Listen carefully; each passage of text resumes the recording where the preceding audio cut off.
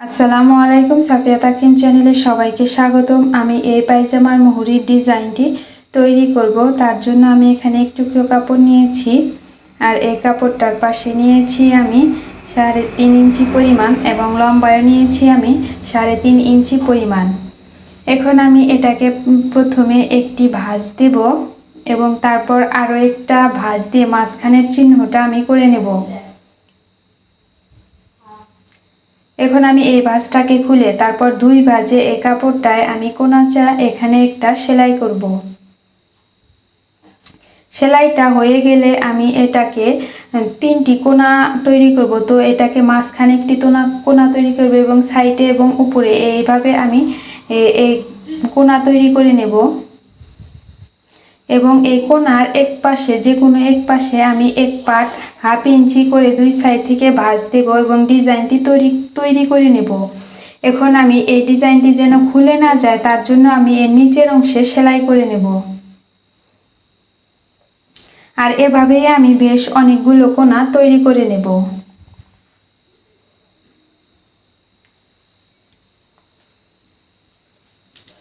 এখন আমি ডিজাইন করার জন্য আরেক টুকরো কাপড় নিয়েছি, আর এই কাপড়টার পাশে নিয়েছি আমি 5 ইঞ্চি পরিমাণ। এখন আমি এটাকে মাঝখান দিয়ে ভাঁজ দিয়ে 2 পাট করে নেব। এখন এটা হচ্ছে খোলা অংশ এবং ওই সাইডটা হচ্ছে বন্ধ। তো আমি খোলা সাইডে যে কোনাগুলো তৈরি করেছি সেই কোনাগুলোকে খোলা সাইডে রেখে তারপর আমি সেলাই করব।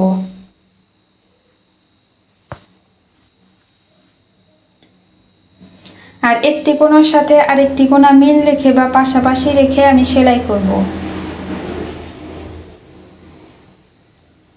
আর এভাবেই আমি পুরো লাইন সেলাই করে নেব।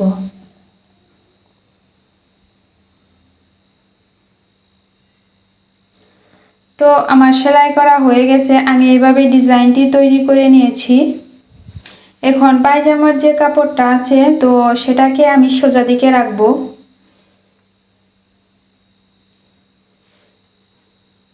এখন যে ডিজাইনটি আমি তৈরি করেছি সেই ডিজাইনটিকে আমি উল্টো করে তারপর পায়জামার কাপড়ের উপরে রেখে সেলাই করব।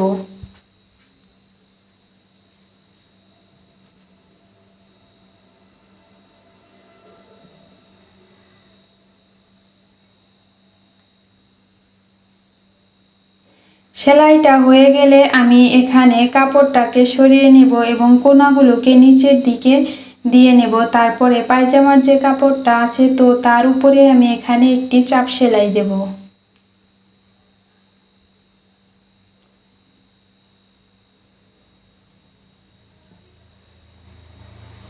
তো আমার সেলাইটা হয়ে গেছে আর ডিজাইনটিও তৈরি হয়ে গেছে। আজ এ পর্যন্তই। আল্লাহ হাফেজ।